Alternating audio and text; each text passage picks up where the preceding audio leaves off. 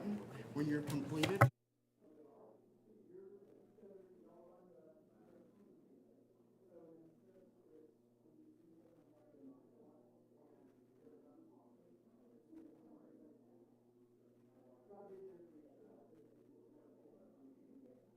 You're talking.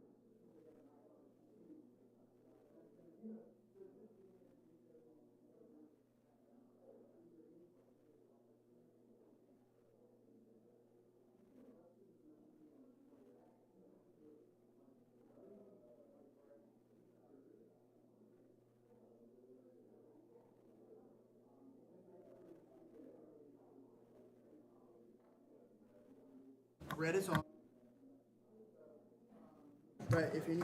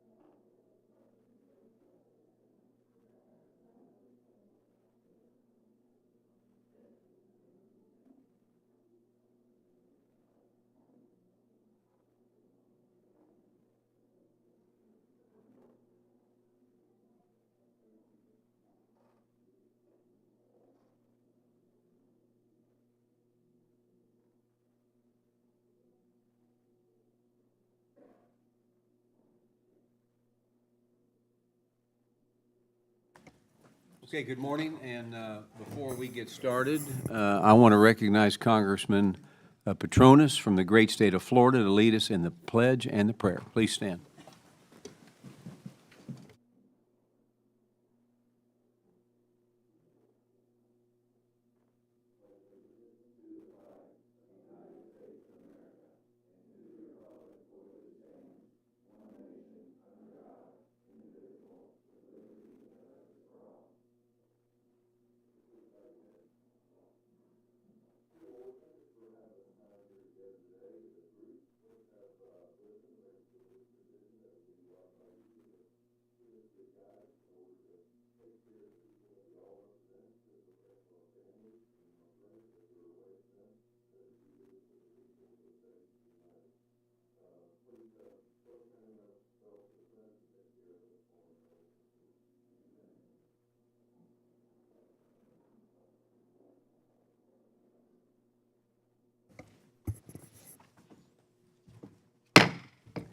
Good morning, everyone, and I will now call the Committee on Small Business to order.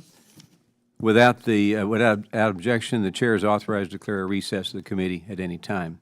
I now recognize myself for my opening statement. Welcome to today's hearing, a small part in a big company, examining the power of franchising in the American economy. In today's hearing, we will hear from franchisors and franchisees on all aspects of the franchise business model. We will focus on how we in Congress can protect this model to ensure generations of Americans have a chance to achieve the American dream. Franchises operate in every corner of America. My family has been a part of the franchise model for over 80 years in the car business. I've seen firsthand the benefits to consumers, manufacturers, in local communities, and most importantly, individual citizens and people in the community. Whether you're in a small town or a big city, you are likely to encounter locally owned franchises that support and drive the local economy. Across the United States, there are an estimated 831,000 franchise businesses employing nearly 9 million workers. These franchise establishments generate close to $900 billion in economic output, which is roughly 3% of the U.S. GDP. When the franchises thrive, the American economy thrives. Unfortunately, the franchise business model came under attack under the prior administration. The Biden-Harris National Labor Relations Board, the NLRB, issued its disastrous joint employer ruling, which threatened to upend the franchise business model. Congress fought this misguided attack on a bipartisan basis, only to be met with Biden's veto. If the courts had not struck down this joint employer rule, franchises would have incurred an estimated $33 billion in additional costs each year. Franchises face yet another uphill battle as Democrats are fighting tooth and nail to oppose extending President Trump's pro-small business Tax Cuts and Jobs Act. Failing to extend the TCJA will result in the greatest tax hike on the American people in its history. Rather than being undermined through excessive regulation and being subject to Democrat tax hikes, the franchise business model should be supported. This model offers small business owners access to resources and tools to assist with many challenges and make the dream of becoming a business owner more attainable and also reliable. It's an honor to work alongside my colleagues and President Trump to create common sense policies that uplift our nation's small businesses through deregulation, lower taxes, and greater access to capital. I'd like to thank businesses to participate in this important hearing. We look forward to your testimony. Now, with that, I want to yield to my friend and distinguished member, ranking member from New York, Ms. Velasquez, for her opening remarks. Thank you, Mr. Chairman. Today's hearing on the franchise business model gives us the opportunity to assess the issues franchises and other small businesses face in today's economy. So let me give you the facts. President Trump's economic on and off, again, economic policies are setting off alarm bells. Americans are becoming increasingly worried about the health and future of our economy. Recent economic data showed that our economy shrank by 0.3% in the first quarter as the president's policies created significant uncertainty. Growth in consumer spending slowed considerably, with GDP down from the 2.4% growth the economy experienced in the fourth quarter of 2024. Despite lowering costs on day one, prices remain high. GDP data released at the end of April confirmed that prices are climbing as consumer inflation jumped 3.6% in the first quarter, and core inflation rose 3.5%.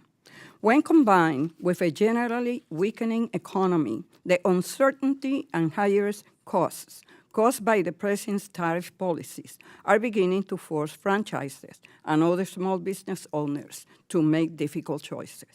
30% of small business owners indicated in March that they plan to increase prices, the highest amount reported over the last year. Employment of small employers declined by 3% since President Trump took office, and 5 out of 12 Federal Reserve districts recently reported weakening manufacturing activity. Perhaps worse, small businesses report that they anticipate these challenges to grow, and forecasters from across the spectrum are increasingly concerned about the chances of an economic recession. JP Morgan now places the odds of a U.S. and global recession at 60% and directly attributes that forecast to President Trump's tariff policy. Again, these are the facts. And combined with the Trump administration's decision not to enforce the beneficial ownership reporting requirements under the Corporate Transparency Act, the American economy is left in a particularly vulnerable state. Passed in 2021 with wide bipartisan support from a broad array of stakeholders, including from President Trump, the CTA requires the Treasury Department to develop and maintain a registry of the real beneficial owners of established businesses in order to crack down on the use of anonymous shell companies in the U.S. Mr. Chairman, I would like to include for the record a statement of administration policy from the Trump administration supporting passage of the CTA in 2019. Letter signed by National District Attorneys Association, the National Narcotic Officers Association, and a list of 583 law enforcement, business, human rights, national security, and other experts supporting passage of the CTA. While there is no doubt that there were problems with FinCEN's rollout, establishment of the registry, and education to small businesses of their reporting obligation, that is not justification for not enforcing the statute. I will soon be leading other House and Senate Democrats in introducing legislation to improve the BOI reporting process for small businesses, and I encourage anyone who is interested to join me in this effort. The CTA is the law of the land and must be enforced. Franchises and other small businesses are especially vulnerable to tariffs and economic uncertainty, and the Trump administration's decision not to enforce the CTA expand the use of anonymous shell companies, which harms fair competition for legitimate small businesses looking to compete in the marketplace. I look forward to exploring all of these and other issues here this morning. Thank you. I yield back. Gentlelady yields back, and we will now move to witness introductions. I recognize my colleague, Representative Skelton, from the great state of Michigan, to briefly introduce her constituent who is testifying before the committee today.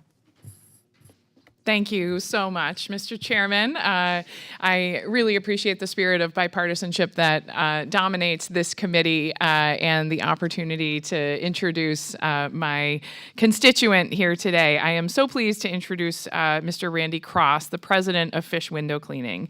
Mr. Cross is a constituent of mine. We enjoyed a great conversation over at Fish Window Cleaning just a few weeks ago, and my boys are very interested in getting into the squeegee business at some point in the future. I have to say, they're very fascinated. Thank you for your hospitality. After opening his first fish window cleaning franchise location in 2003, Mr. Cross has gained years of experience in the franchising world. He is now both a franchisor and a franchisee, providing a unique perspective on the ins and outs of this business model. As co-chair of the Franchise Caucus myself, I look forward to hearing from Mr. Cross on how Congress can do more to help entrepreneurs like him build up their businesses and, by extension, our nation's economy. Thank you. I yield back. Lady yields back. Our next witness here with us today is Mr. Craig Wright. Mr. Wright is the Chief Executive Officer of AquaTots Swim School in Phoenix, Arizona. Mr. Wright has over 30 years of executive leadership experience and joined AquaTots Swim School in 2017. Prior to that, he served in multiple positions for Leslie's Pool Supplies as Senior Vice President for Millard Refrigerated Services.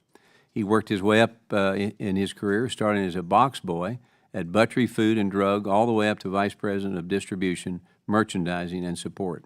Mr. Wright graduated from Montana State University in Billings. I want to thank you for being here today, and thank you for taking the time to bring your family with you, too. Our next witness here with us today is Ms. Jennifer Beaudoin. Did I say that right, Jennifer? Ms. Beaudoin is a franchise owner of multiple Buffalo Wild Wings locations in West Virginia and Virginia. Ms. Beaudoin has been a Buffalo Wild Wings franchisee for more than 25 years, founding her first restaurant with her family in 1999. Ms. Beaudoin serves as Vice Chair of the Franchise Business Services Board of Directors and is a co-owner of Black Rock Bar and Grill. She is a graduate of West Virginia University, and thank you for joining us today. I'm looking forward to hearing your conversation. I now recognize the ranking member from New York, Ms. Velasquez, to briefly introduce our last witness appearing before us today. Thank you, Mr. Chairman. I would like to introduce Mr. Gary Kalman, Executive Director of Transparency International, U.S. In this role, he oversees the organization's U.S. operations, focusing on illicit finance and the U.S. role in global anti-corruption efforts. He was a founding member of the Financial Accountability and Corporate Transparency FACT Coalition, a nonpartisan alliance promoting policies to combat the harmful impacts of corruption financial practices, and served as executive director from 2016 to 2019. He is currently an advisory council member for the International Coalition Against Illicit Economies. Mr. Coleman, it is nice to see you again. Welcome back to the committee. Thank you. The lady yields back, and so thank again all of you for being here.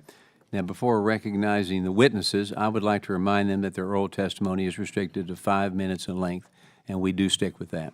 If you see the light turn red in front of you, it's over with, okay? Means your 5 minutes have included, and you should wrap up your testimony. If you continue to go, you'll hear this, reminding you that you need to stop. I now recognize Mr. Cross for his 5-minute opening remarks. First of all, thank you to my Congresswoman Hillary Scholten for the introduction, and thank you, Chairman Williams, Ranking Member Velasquez, and distinguished members of the committee for inviting me here today. My name is Randy Cross, and I am the president of Fish Window Cleaning, which is the nation's premier window cleaning service with more than 275 franchise locations nationwide. It is a unique privilege to appear before you today alongside our fellow franchise business leaders to talk about this incredible all-American business model of franchising. Mr. Chairman, as a franchisor, it is my honor to help aspiring entrepreneurs open and operate their own window cleaning business. But perhaps more importantly, I am also a franchisee in Grand Rapids, Michigan, and I opened the second Fish Window Cleaning location back in 2003. Today, I proudly employ 31 employees at my Fish franchise. I appear before you today on behalf of the International Franchise Association, where I also serve on the board of directors. Today's hearing is a great opportunity to highlight the power of franchising, a business model that supports nearly 9 million jobs at 831,000 establishments in America, contributing a staggering $897 billion to our economy. Franchising is perhaps the most important business growth strategy in American history. Mr. Chairman and friends of the committee, my message today is this: franchising is small business. When you see in your communities a Fish Window Cleaning business, an AquaTots Swim School, or a Buffalo Wild Wings restaurant, what you are looking at is small business. The vast majority of our franchisees in the country are like me, and they operate a tiny enterprise. Over 80% of franchise owners own and operate just a single location. And for all the benefits of operating under that established brand, franchisees pay an average of 6% royalty to a brand to sell that brand's products or services. This means franchisees retain an average of 94% of their business revenue. So now that you understand most franchisees are very small, you also need to understand that the vast majority of franchisors are also very small enterprises. The majority of the nearly 3,500 franchise brands in operation today have less than 20 franchise units in their system. So franchising truly is a small business. And because we are a small business, we are far more affected by the government policies than multinational corporations are. The franchise community is very pleased that Congress is advancing tax policy that allows small businesses to flourish. Specifically, we are excited that the House Ways and Means Committee is advancing a bill to extend, increase, and make permanent the Section 199A deduction for pass-through businesses. This benefit will provide monumental certainty to small business franchisees and franchisors. Franchise business people are also very pleased about the extension of the bonus depreciation and estate tax provisions from the 2017 tax laws. These two policies, respectively, will allow businesses to immediately write off 100% of the cost of capital investments and prevent an unimaginable burden to a family in the event of a death of a franchise owner. Another policy I'd like to discuss is the unnecessary impact of the Corporate Transparency Act. Enacted by Congress in 2021, the CTA would require the smallest franchisees in America to report sensitive and personal information to the federal government. And while I certainly support the goal of reducing illicit activity, it is rare that policymakers pass a regulation that only affects the smallest businesses who are least able to understand how to comply. The IFA was pleased that the Treasury Department will not enforce that law, and we support a full repeal of the Corporate Transparency Act. Last but not least, the most important action Congress can ever take to pave a clear future for franchise small businesses is to finally write a common sense law for what constitutes a joint employer. While franchise businesses are predominantly small, they are also independent businesses, and franchisees like me want to stay independent forever. That's why we entered into this line of work. Last year's expansive joint employer standard made no sense for the franchisor-franchisee relationship, and we can all be relieved that the IFA defeated that rule in court. The court defeat came after Congress also rejected the rule on a bipartisan basis last year through a Congressional Review Act resolution that passed both the House and the Senate last year. This year, Congress still has an opportunity to pass legislation like the Save Local Business Act to provide economic safety and security for franchise business families everywhere. Mr. Chairman, I cannot thank you enough for the invitation to appear at this hearing on franchising, and I look forward to our discussion. Thank you very much. Now I recognize Mr. Craig Wright, who you can swim, can't you? I can swim. I can swim, yes. I now recognize Mr. Craig Wright for his 5-minute opening remarks. Thank you. Good morning, Chairman Williams, Ranking Member Velasquez, and distinguished members of the committee. My name is Craig Wright, and I'm the CEO for AquaTots Swim Schools, a franchise based in Mesa, Arizona. AquaTots Swim Schools is a family-owned business that began in 1991 with a simple goal to make quality swim lessons accessible, safe, and convenient for families. What started as a single lesson taught by a teenage lifeguard in Tempe, Arizona, has grown into one of the world's largest swim school franchises. Initially operating in backyard and hotel pools, AquaTots pioneered one of Arizona's first indoor year-round facilities. The success of this business laid the concept and foundation for the brand's expansion under the franchise model. In 2007, AquaTots launched its first franchise. Today, AquaTots is in over 170 locations, 14 countries. We've taught over 47 million swim lessons to 2.5 million children worldwide. The majority of our 75 franchise owner groups are made up of first-time business owners and families who are passionate about water safety and childhood development. Since 2017, I've had the privilege of leading AquaTots as the CEO. It's an honor to be here today and give my perspective on the impact of franchising in its hundreds and thousands of small businesses. At its core, franchising is about the relationship between the franchisor and the franchisees, specifically how the franchisor supports its franchisees and how the franchisees meet their obligations to deliver products and services in accordance with the system's brand standards. A franchise relationship is a long-term relationship that spans a decade, and in many cases more than 20 or 30 years. These long-term relationships only work when the parties can trust that the relationship and expectation each party has of the other will remain stable. While the franchisor provides the brand and the operating system and the training and the ongoing support, the franchisee is the one on the front lines, making the daily operational decisions, managing their team, and building relationships with their customers.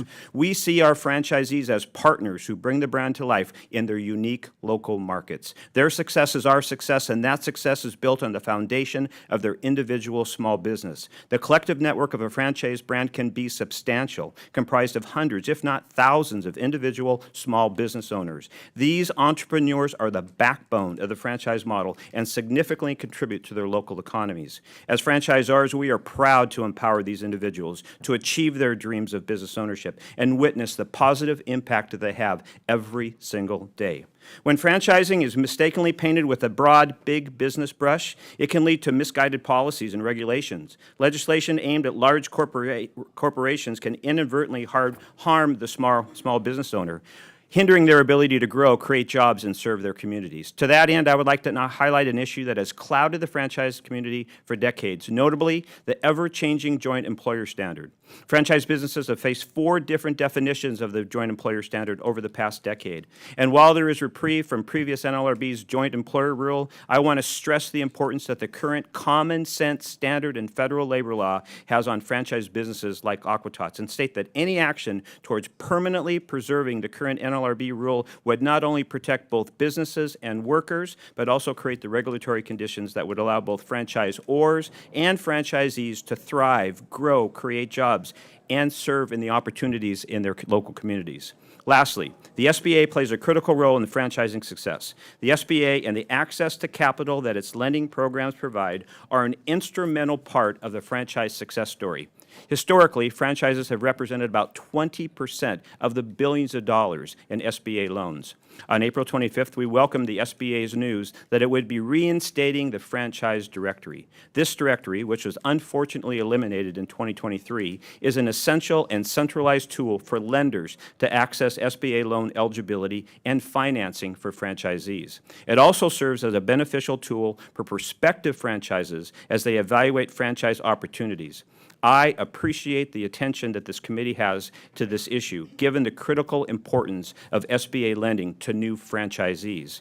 I also appreciate your efforts to once again make the franchise directory available to both banks and borrowers. Mr. Chairman and distinguished members of the committee, thank you again for the opportunity to testify. I am happy to answer any questions that you might have. Thank you. Gentleman yields back. I now recognize Jennifer Beaudoin for her 5-minute opening remarks. Good morning, Chair Williams, Ranking Member Velasquez, and distinguished members of the committee. My name is Jenny Beaudoin, and I am a proud small business owner. I operate 4 Buffalo Wild Wings restaurants, 3 in Virginia and 1 in West Virginia, as well as a steakhouse in Maryland.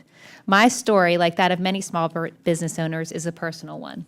I literally grew up in the restaurant my parents owned. We lived in the apartment above it. I saw firsthand the long hours, the financial risks, and the sheer grit it takes to make a small business succeed. There were no days off, no paid vacations, and every dollar earned was a victory. That experience shaped my understanding of entrepreneurship and instilled in me a deep appreciation for the challenges and rewards of owning a business.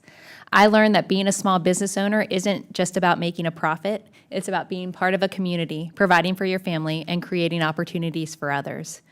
When I was in college, my father, a seasoned restaurant owner, was looking to expand, but he wasn't sure how to do it. He was hesitant to take on more debt and replicate the challenges of starting from scratch. That's when I suggested franchising. I remember inviting him to a local Buffalo Wild Wings near my college campus. He was struck by the vibrant atmosphere, the loyal customer base, and the efficient systems. He saw a model that offered a potential for growth with a proven framework. In fact, he was so impressed that he called the number on the back of the menu to inquire about franchise opportunities. That decision changed our lives. We became part of the Buffalo Wild Wings brand 26 years ago. We were the 97th location, and I opened my first franchise 24 years ago. Over the years, I've expanded my operations, always reinvesting in my business and my people. And now I'm incredibly proud to say that my daughter has recently graduated from James Madison University and is preparing to join our family business. She also got engaged yesterday. Impressively, not uncommon in the franchising industry, she represents the 3rd generation of our family dedicated to serving our communities, creating jobs, and building a legacy. This personal history is important because it highlights a fundamental truth. Franchisees are small business owners. We are not simply managers of corporate stores. We are entrepreneurs who invest our own capital, take on significant financial risk, and are deeply committed to our local communities. The franchise model offers a unique opportunity for individuals to achieve the American dream of business ownership. It combines the support and brand recognition of a larger entity with the entrepreneurial drive and local knowledge of individual owners. It's a model that has proven to be a powerful engine for economic growth and job creation. However, it's crucial that policymakers understand the realities of franchising and recognize that franchisees are, in fact, small business owners. Policies that treat franchisees as large corporations or employees of the franchisor can have unintended consequences, harming the very small businesses that this committee is intended to support. To that end, some of the governmental policies that help my business and others like it thrive include a clear and consistent joint employer standard that protects my business from the franchisor's legal liability, affirming that I am, in fact, a business owner and not solely a manager of my restaurants. A strong qualified business income deduction, 199A, that allows me to free up capital to reinvest in my restaurants and team members. 100% bonus depreciation of assets that allowed me to recently remodel 2 locations and which allows me to pay my equipment suppliers upon delivery like they expect. Interest deductibility based on EBITDA, not just EBIT, 163J, that allows me and my fellow franchisees to secure access to capital to expand our businesses, which I hope to do soon by building 2 more restaurants with my family. I appear today on behalf of myself as a franchise owner of Buffalo Wild Wings through S&J Enterprises, LLC. I also appear as Vice Chair of the Association of Buffalo Wild Wings Franchisees, the Buffalo Wild Wings Franchise Business Services. I'm grateful for the opportunity to share my story and advocate for pro-franchising policies for me, my daughter, and for countless other franchise owners in the U.S. supporting their communities and their families and their dreams. Thank you for your time and attention. I would be happy to answer any questions that you have. Gentlelady yields back. I now recognize Mr. Gary Kalman for his 5-minute opening remarks. Thank you. Chairman Williams, Ranking Member Velasquez, and distinguished members of the committee, thank you for inviting me to testify today. On behalf of Transparency International U.S., I appreciate the opportunity to discuss the critical role of the Corporate Transparency Act in providing law enforcement with necessary tools to do their jobs and keep us safe. I also hope to share how this law benefits small business and to help dispel some of the unfortunate misconceptions that have surfaced. When I testified before this committee last spring, I offered more than a dozen examples in my written testimony in which anonymous companies were used to cover up the laundering of proceeds of drug trafficking, human trafficking, sanctions evasion, counterfeiting operations, and scams that harm small businesses, including stolen contracts and disruptions to supply chains. The current administration has made clear its prioritization of disrupting, even dismantling drug cartels and transnational criminal organizations. Any suspension of enforcement or weakening of our anti-money laundering rules undermines their ability to deliver on that promise. Since then, studies and investigations with new and previously underreported evidence continue to surface. Consider that a new April 2025 GAO study found that fraud is a significant and persistent problem in federal procurement practices, and that some of this fraud is perpetuated by companies obscuring beneficial ownership information when they compete for contracts and apply for federal benefits. The GAO detailed several examples, including anonymous companies implicated in the diversion of contracts for small businesses and for veterans-owned businesses that were otherwise ineligible for those contracts. The effective implementation of the CTA is also integral to the President's tariffs plans. Whether one supports or opposes tariffs, we should all be able to agree that additional uncertainties in supply chain integrity and price variability created by tariff dodging via anonymous shell companies is harmful to small businesses already trying to navigate the policy change. The Financial Times recently reported that Chinese logistics managers told Asian media last month that they were creating shell companies to evade the tariffs. The FT also reported that Customs and Border Protection said that enforcement will include the most severe penalties permitted by law. While the intention is no doubt genuine, they cannot prosecute what they cannot find. Without the CTA, this tariff dodge creates gaps for law enforcement and raises serious questions for small businesses about their role in undermining federal tax policy. Since this week is Police Week and tens of thousands of officers and their families are in D.C., it seems fitting to mention the strong support for the CTA from police associations and law enforcement officials in all levels of government. I would also add that prior to the House vote, the first Trump administration issued, as the ranking member suggested, a statement of administrative policy that said the CTA would assist law enforcement in detecting and preventing illicit activities such as terrorist financing and money laundering. On March 21st, the Treasury Department issued an interim final rule that narrows the scope of the law to apply only to certain foreign companies that register to do business in the United States. The exemption for domestic companies from the CTA is not consistent with a risk-based approach to countering financial crime. We strongly urge the Treasury Department to return the scope to the intent of Congress and provide law enforcement with the tools necessary to protect Americans from both foreign and domestic threats. The current rule does. Some small business trade associations, they seem to agree that compliance is not actually a major concern for their members. Small Business Majority wrote that small businesses across America are grappling with the impact of tariffs and cuts to vital programs supporting entrepreneurial innovation. Enforcement of this law is quite simply not close to a major concern for the Main Street small business owners with whom we are in contact every day. I would suggest that there seems to be a disconnect between the K Street and Main Street on the top challenges facing America's entrepreneurs. Finally, we recognize that there are improvements to the implementation that could be made. We have suggested FinCEN simplify the reporting form for the smallest businesses and adopt instant verification to reduce filing times and improve data quality. And Congress should provide these financial police with the resources to make these changes and expand outreach and education to small businesses. Thank you for the opportunity to present this testimony, and I look forward to answering your questions. Gentleman yields back, and before we get started, just as a reminder, you may see some members coming and going and back and forth. It's not because they're mad at anybody or whatever. A lot of times there's other hearings going on, so you'll see even possibly me and the ranking member will have to get up and come back, so be aware of that. I now recognize myself for 5 minutes. Mr. Cross, you began your career as a franchisee in 2003 and transitioned to the corporate structure of Fish Window Cleaning in 2008, as you said. And this experience provides you with a unique perspective from both the franchisee and the franchisor side, because there is a big difference.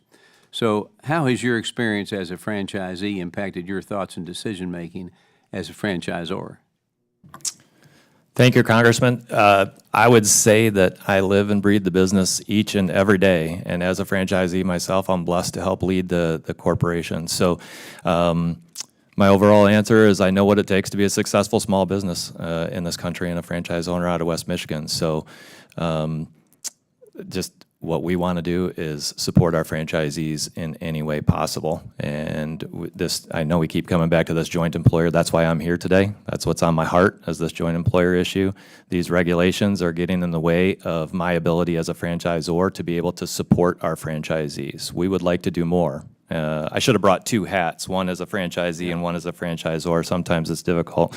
But as a franchisee, I want as much support as possible from the franchise headquarters offices. And as a franchisor, I want to provide as much support to our franchisees. They send royalty dollars our way, and they expect and demand support for them. So I'm here to hopefully clear up this issue, and so we can get back to just providing window cleaning services to our great customers all across the country. Thank you. Mr. Wright, one benefit to owning a franchise is that it provides a means for ambitious entrepreneurs to enter into business ownership with structure and a developed business model. At the same time, laws and regulations, such as the Franchise Act and the Joint Employer Rule, place limitations on the relationship between franchisees and franchisors. So how do you currently work with your franchisees to help them develop and be successful?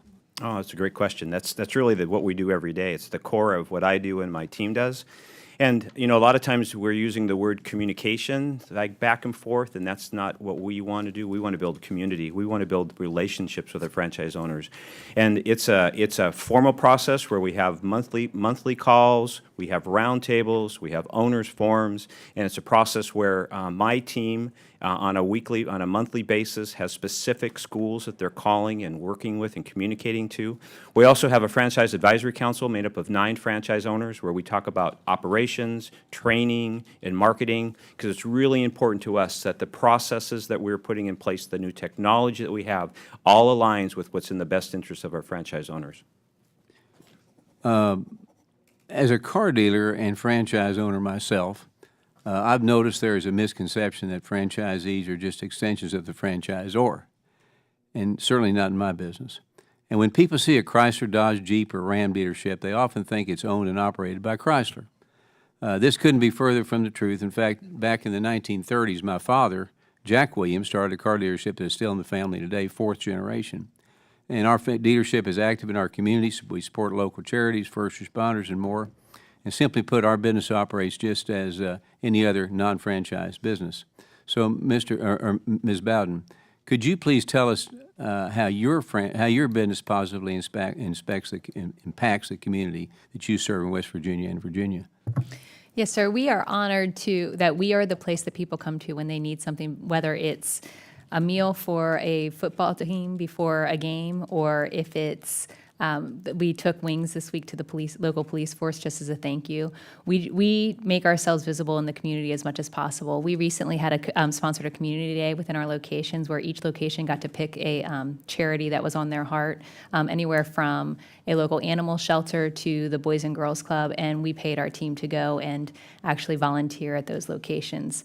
So we really do pride ourselves, and we are the place that people come to after their Little League games or just to celebrate whatever it is that's going on in their lives, and we value the opportunity to do that. And you're also the first one to get to work and the last one to leave, right? Absolutely. My team works harder than anybody I know, especially during COVID. That was a time where we really shined within our communities and gave people a respite and a place to come and relax. And sometimes the last to get paid. Yeah, Right? yeah, That's the for way it sure. works. Yeah, the franchisee definitely is last to get. So quickly, in the time remaining, what are your future plans for the future of your business? We're hoping to expand 2 more locations. We are looking at 2 locations in Virginia that we're hoping to expand. Okay. I yield back, and now I recognize the ranking member for 5 minutes of questions. Thank you, Mr. Chairman. Mr. Kalman, shortly after the Trump administration announced the Treasury Department will not enforce the legally mandated penalties of fines against domestic reporting companies and individuals that intentionally fail to complete their beneficial ownership information reports, the Treasury Department quickly turned to exempting all U.S. companies and individuals while maintaining the requirements solely for foreign firms. This announcement is contrary to Congress' intent, correct? Yes, we believe it is. And what was Congress' intent? Congress, when it passed the law, created what we call a risk-based approach. That is, where are the greatest risks for money laundering that could harm the American people? There are numerous examples and case studies and other reports where companies were created in the United States, both from U.S. citizens, but also from foreign actors that simply create a company in the United States. Iran created companies in New York, in California. You have Venezuela creating companies in Miami. Mm-hmm. So there's numerous examples of where that risk exists. And the Corporate Transparency Act passed by a wide bipartisan vote, didn't it? Yes. And what was the vote? I believe it was 269 to 173. Margin, over 70 votes. And the Trump administration supported it during House passage, arguing, and I quote, represents important progress in strengthening national security, supporting law enforcement, and clarifying regulatory requirements, correct? Yes. So, Mr. Chairman, I would like to enter into the record an article from the Financial Times that at the end says Chinese logistics managers told Nikkei Asia last month that they were creating shell companies to evade tariffs. The FT also reported that Chinese exporters were attempting to avoid tariffs by shipping goods via third countries. So moved. Mr. Kalman, in my opening statement, you heard me mention that the president's on-again, off-again tariff policy is causing significant uncertainty for small businesses and their suppliers. Can you speak to why the CTA and BOI reporting is even more important in this uncertain economic environment? Yes. So as you mentioned, the Chinese companies are already telling Asian media that they are setting up companies to avoid tariffs. They could set them up overseas and create a web of companies. They could also set them up in the United States. We've also seen other reporting in the Washington Post and other media showing that other countries are trying to figure out how they could game the system using anonymous companies. Mr. Kalman, this committee recently passed H.R. 2966, the American Enterprise Act, which requires the SBA 7A and 504 program loans only be made to small businesses that are 100% owned by a U.S. citizen, national, or lawful permanent resident. Can you explain how the SBA is supposed to certify that business is 100% owned by a U.S. citizen, national, or permanent resident without knowing who the beneficial owner is? I don't see how they can do that. I think they would have to set up a parallel system, and businesses would have to both, enter their data to the Treasury Department and the Small Business Administration redundantly. So then you agree that it is inconsistent to be supportive of H.R. 2966 while opposing the Corporate Transparency Act's beneficial ownership information reporting requirements. It does seem to be an inconsistency, yes. If you take the position that 7A and 504 program loans should only be extended to small businesses that are 100% owned by U.S. citizen, national, resident, can you explain how the beneficial ownership information registration process can help requirement is carried out? Well, having a central register means that businesses would only have to register once. I think the intent of the bill shows the value of the information, and that the SBA may find it valuable and other agencies may find it valuable to ensure that they're dealing with U.S. citizens. So having a central register that agencies can check, I think, simplifies the bureaucracy. Thank you. I yield back. Gentlelady yields back. I now recognize Mr. Finstead from the great state of Minnesota for 5 minutes.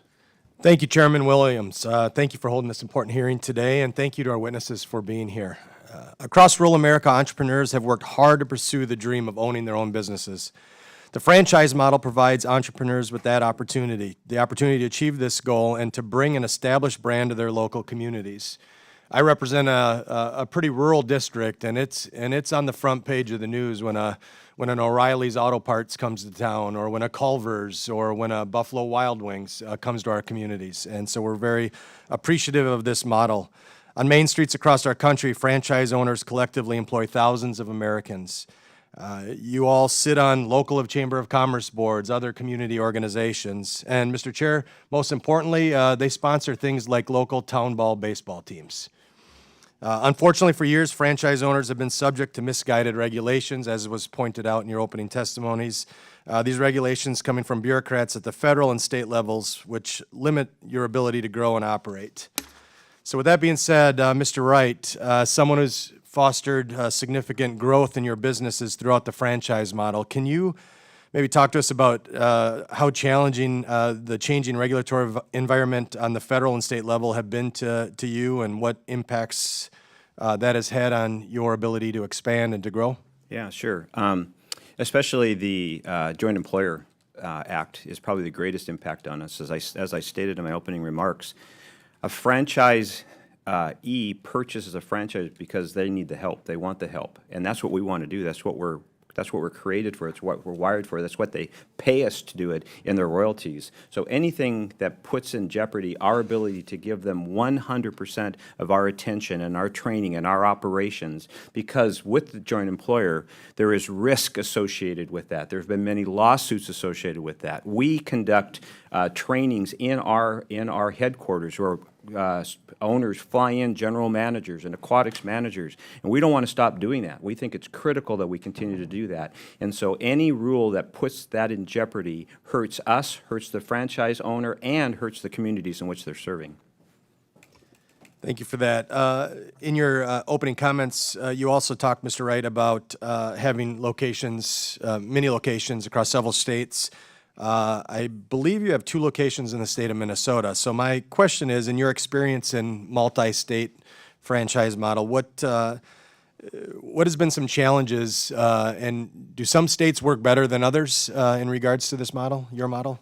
Certainly, the biggest challenge we have within the states is the local health rules and regulations, because in a lot of times they don't understand what a commercial swimming pool is, and so they put rules and regulations that are more like a hotel swimming pool, and that absolutely causes us to have lots of conversations and issues in making adjustments to both the physical pool itself and the entry and exit into the pool. Thank you for that. All right, now going to Mrs. Beaudoin. I'd like to say that this body was in part built by Buffalo Wild Wings, but I don't want to hurt your brand, so I won't say that. but I appreciate all of the risks that you've taken and the story that you talked about in regards to your family, and I think that's great. So you mentioned that your hope is that your newly engaged daughter, newly graduated daughter, was going to come into the family business. I'm a small business owner myself. I have 7 children, so it's something that's on my mind quite a bit. What are the biggest challenges that you face or that you are facing in regards to bringing that next generation into business? So in regards to bringing her in, one of the concerns we have is really, and we haven't addressed it yet, is with the estate tax.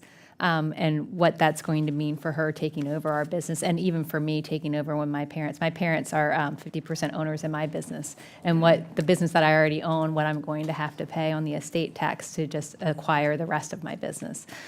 So I would say that's a big concern.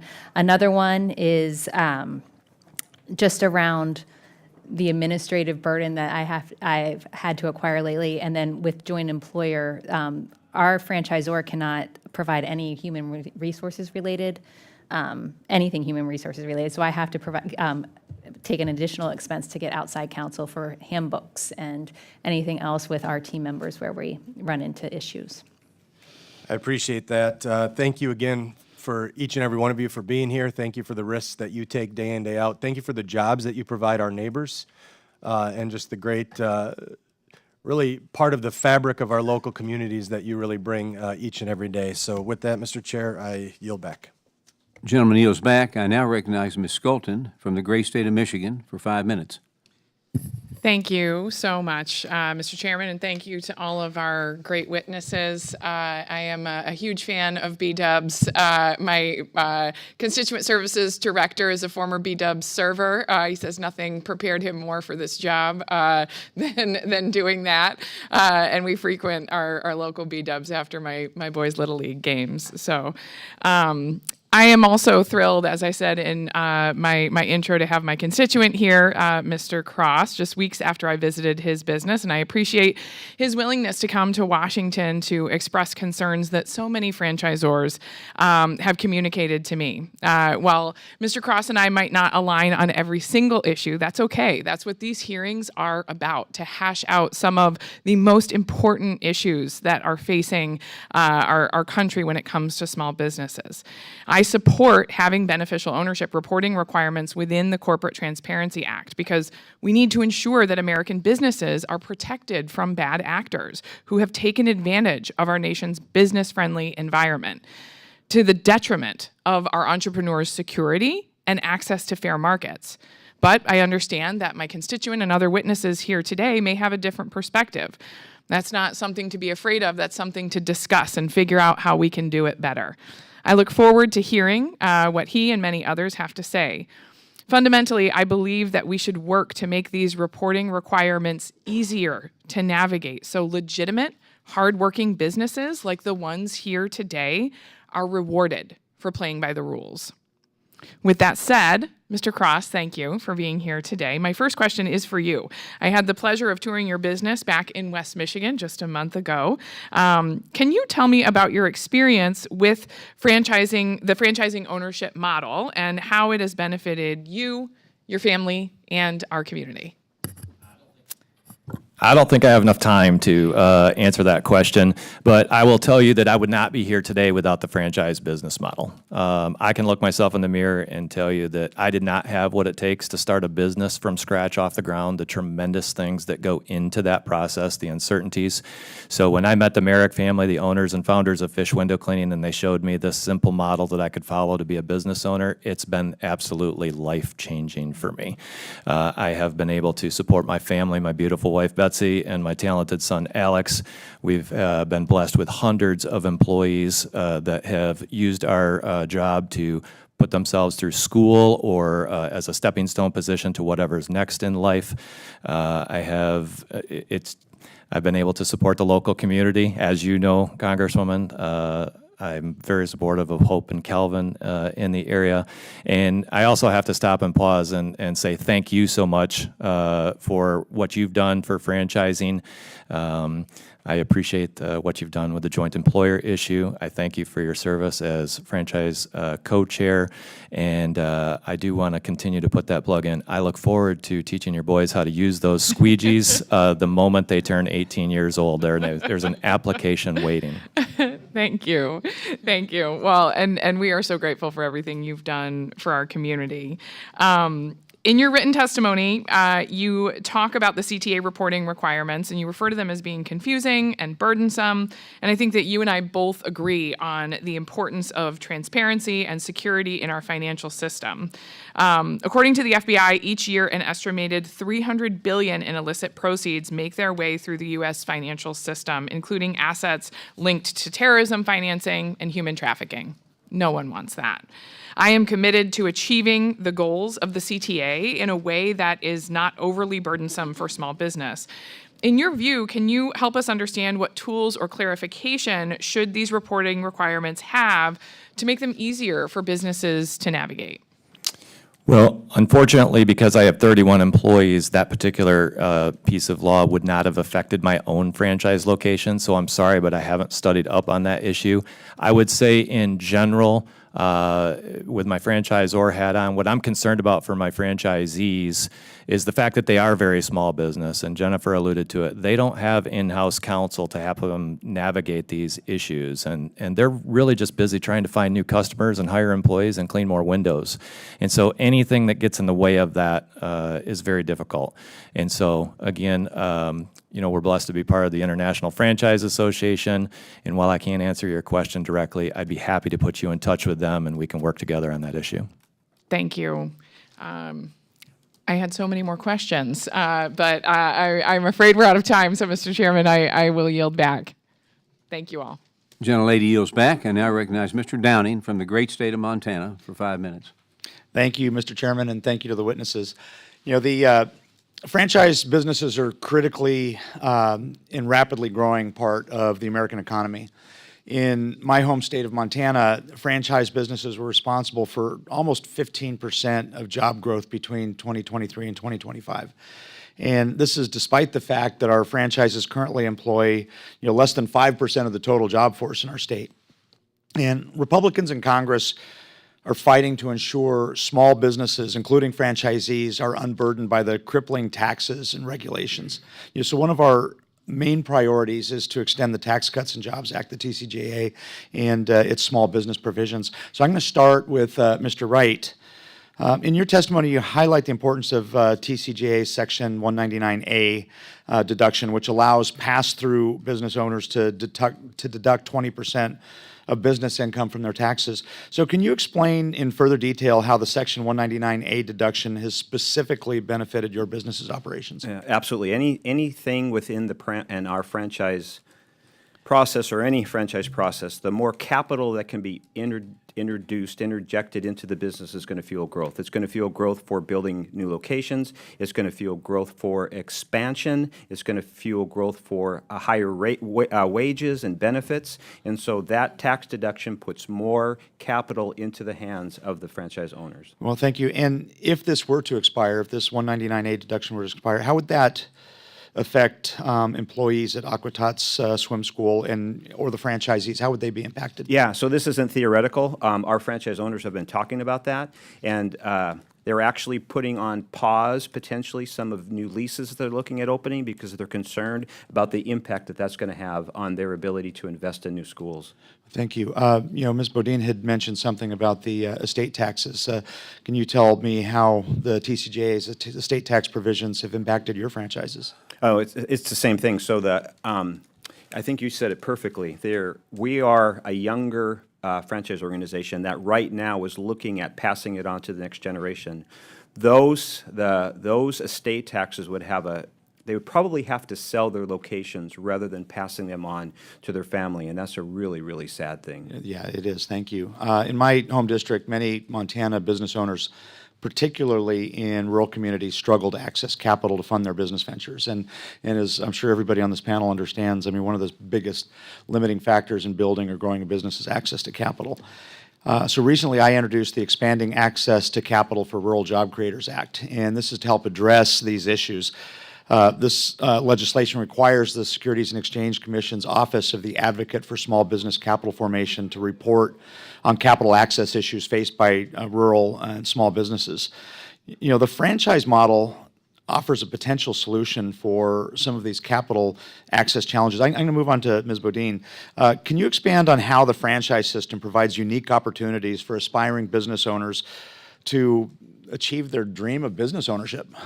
Yeah, so being part of a bigger brand is why banks talk to us. Otherwise, it really wouldn't be a conversation, especially in the restaurant environment right now.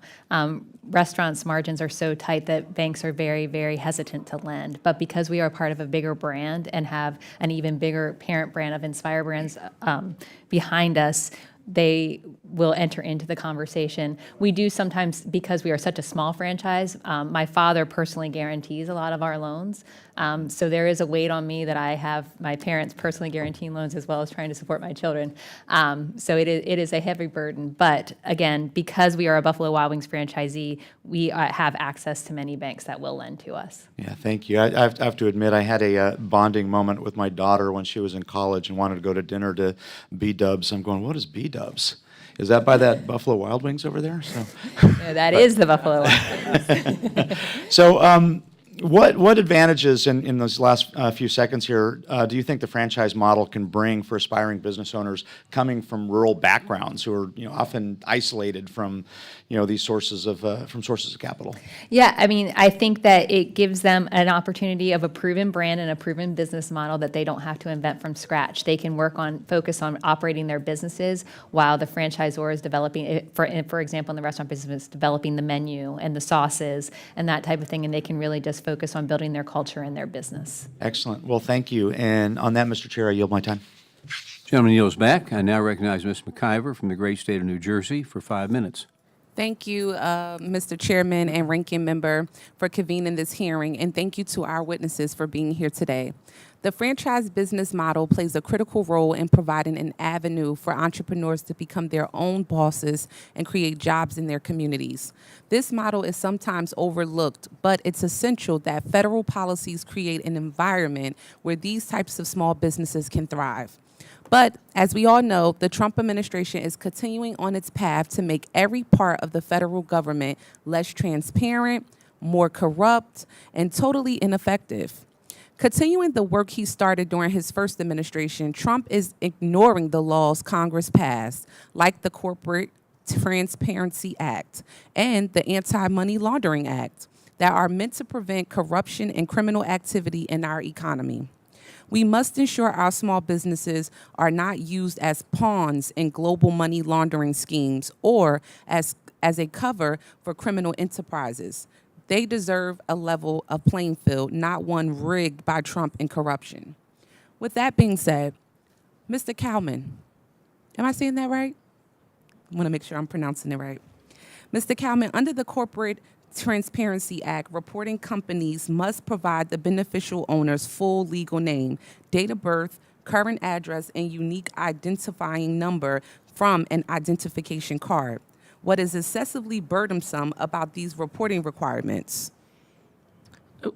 We don't think they are. In fact, most business owners when we went to look at state registrations, most business owners actually provide this information to their state. Most of the information is out there. So we don't actually think it has not proven to be a burden. I will also say this, that FinCEN had estimated that it would cost $85 for an initial registration, and then after that, if your information doesn't change, never for the rest of the eternity of your business would you have to think about this ETA ever again. Can you give us an example of when a legitimate business would be incapable of providing this information?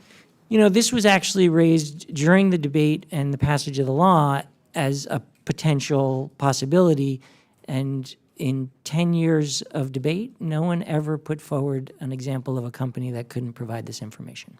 Okay. Under the statute, companies are required to report updates to the information on file within 30 days of changes. Some claim that this will subject reporting companies to harsh penalties if they forget to update their information. Is this true? No. Okay. Thank you. With that, I yield back. Gentlelady yields back. I now recognize Mr. Musser from the great state of Pennsylvania for 5 minutes. Thanks, Chairman. Thank you all very much. It's a nice conversation and appreciate your information.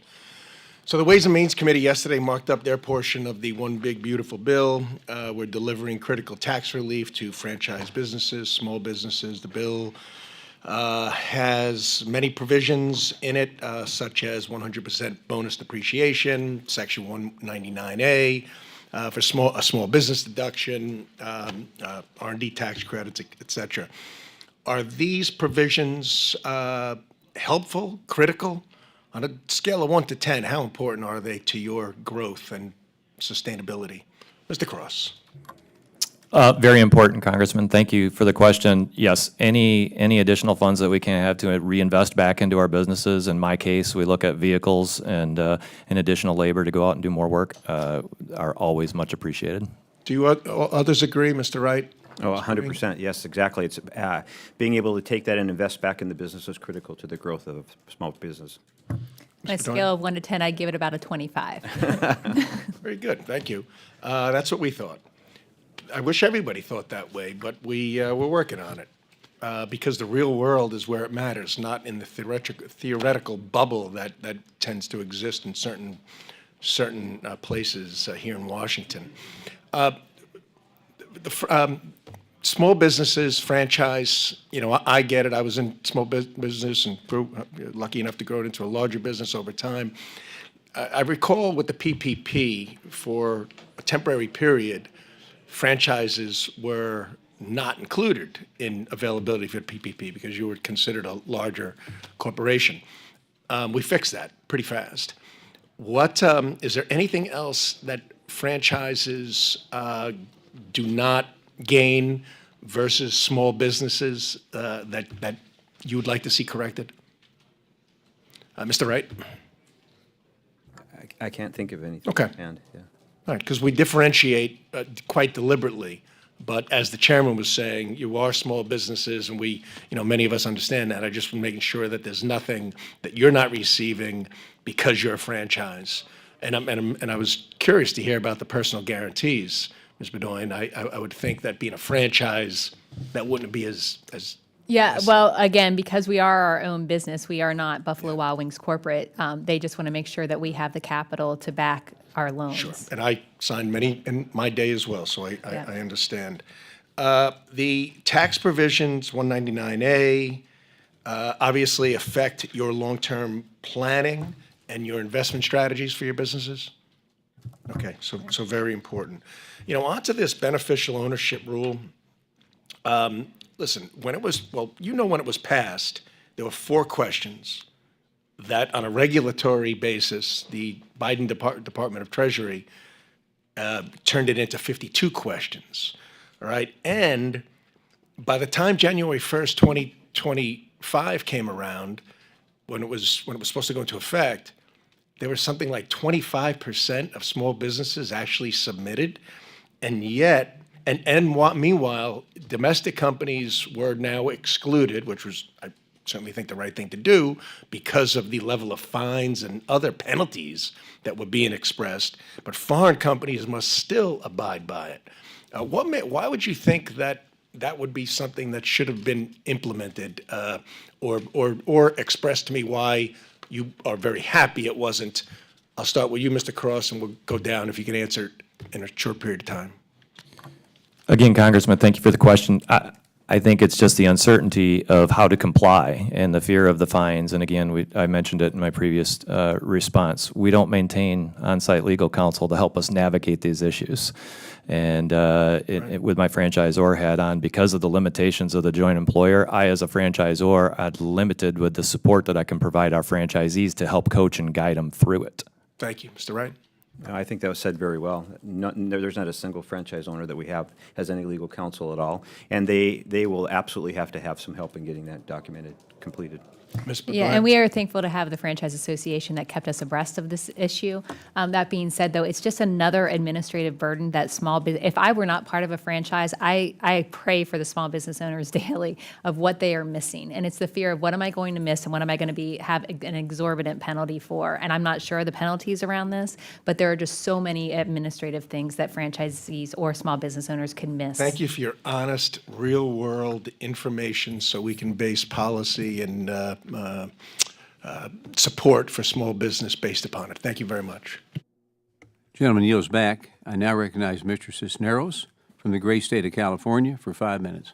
Thank you, Mr. Chairman. And as a former franchisee, I appreciate the witnesses being here today to share their views with us. But I need to take a few moments to make a note that we have been asking for months to have the SBA administrator come speak before the committee about the policies and changes at the SBA that affect our small businesses.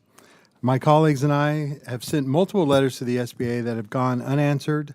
Legislation about the SBA has been pushed through this committee with no input or insight from the SBA on how it will be implemented. It is important that the SBA administrator come in person to answer questions like, what was the extent of the DOJ access to SBA headquarters and systems, and what was done by the SBA to ensure the systems were not abused or accessed by individuals without clearance? What specific offices or departments within the SBA are affected by the reduction in the workforce, and where are the gaps? Where is the SBA relocating the 6 regional offices, and will any others be closed in the future?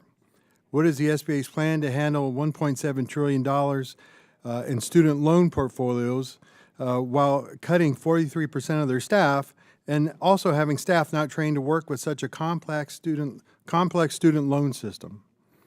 So that being said, I want to thank the chairman and the committee staff for finally making it happen and getting the administrator on our calendar for the first week of June. If it took this long for members of Congress to get a hold of the SBA, I'm very concerned about how long any help from the SBA is taking to get to our small businesses. So I sincerely hope the administrator comes with actual answers as I look forward to working with the SBA to help small businesses in my district and throughout our great nation. So that being said, Mr. Kalman, many opponents of the beneficial ownership information reporting requirements claim the penalties for small businesses owners who do not comply with the BOI reporting requirements are overly punitive, with prison sentences up to 2 years and fines up to $10,000. Yet the statute only provides penalties for willful failure of deception in reporting. Why is this inclusion of the word willful so important, and how does it impact small business owners? Thank you for the question. I think in the lead up to the passage of the bill, there was a lot of discussion. Nobody wanted a negligence standard. No one wanted a reckless standard. For those that are not familiar with these terms, all the sort of, I forgot, I didn't know the law existed, I didn't realize that that was what I was supposed to report, those are not punishable under the system.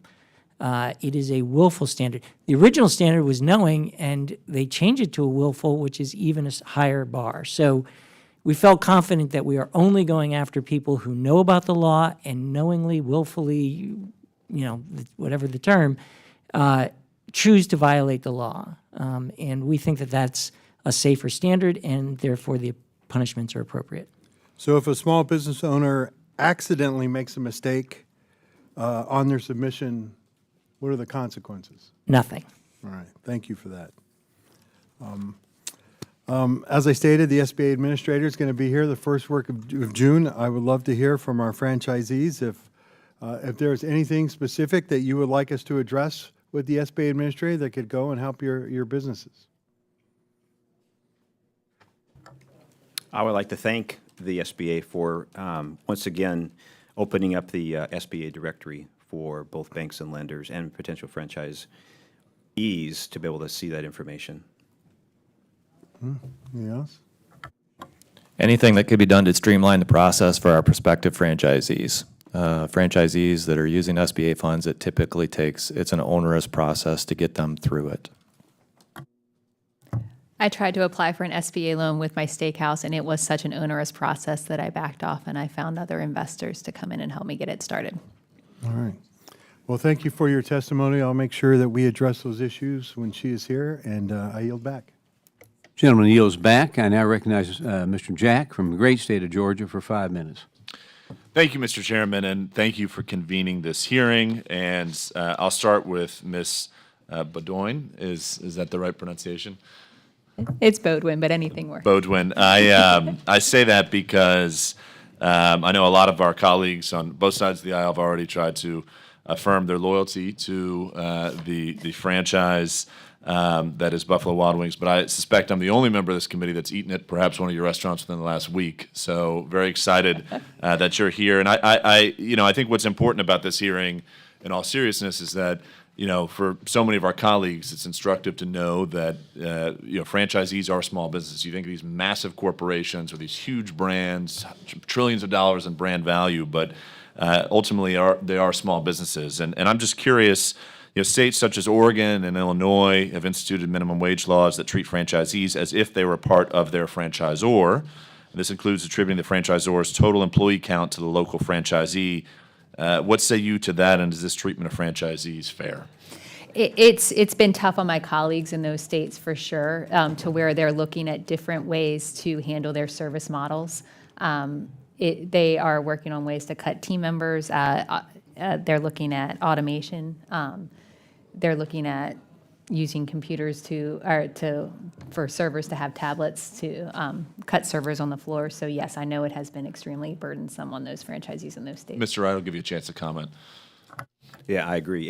Anything that we are doing to hinder the growth of the franchise owners is it's just not common sense. The process, in my opinion, and the regulation is just not common sense. Sure. And to help me understand scale as it relates to just how many, I think you noted, ma'am, that you've got 5 restaurants, and given your leadership across Buffalo Wild Wings writ large, what's the average size of a small business that operates a few restaurants? Is it 3, 4, 5? What do you see the average being for the franchisee? Across Buffalo Wild Wings, I believe the average is around 14. I don't know for sure. Oh, that's great. And Mr. Wright, curious about AquaTots. Yeah, average franchise owner is 3 schools. 3 schools? Mm-hmm. And Mr. Cross? Mostly single unit operators with 6 to 8 employees. Got it. Okay. Very helpful. One of the things we're talking about today, many members of our leadership are meeting with folks right now to talk about the extension of the Tax Cuts and Jobs Act. You've seen it over and over and over across this hearing, but also across the communications that come out of our conference as to how important that is to revitalize our communities, to generate and incentivize investment. And I would just love to start with you, Mr. Cross, and work our way down. What is the impact of us passing the extension of these tax cuts going to do to small business? For me personally, I'm going to get to reinvest more in my operation with additional management staff, with additional sales staff, with vehicles to go out and perform the service. Wonderful. Thank you. Mr. Cross. Yes, we'll be able to reinvest back in our team members as well to provide greater support for our swim schools. Wonderful. And we're looking at opening 2 additional locations, so this will help us invest in that. Perfect. The only other question I have is when we talk about regulations, one of the things that I'm really proud of having accomplished this Congress is ensuring the passage of a bill that repealed a regulation that drastically impacted a factory in my district. And we see the regulatory burden being incredibly complex, especially because as an administration is leaving, in this case, as the Biden administration was leaving, a lot of regulations are foisted upon businesses across the country right before that administration ends. I'm just curious if you could, all 3 of you, speak just very briefly to how we can best serve you as it relates to ensuring there's a regulatory environment that enables you to thrive. We'll start with you, Mr. Cross.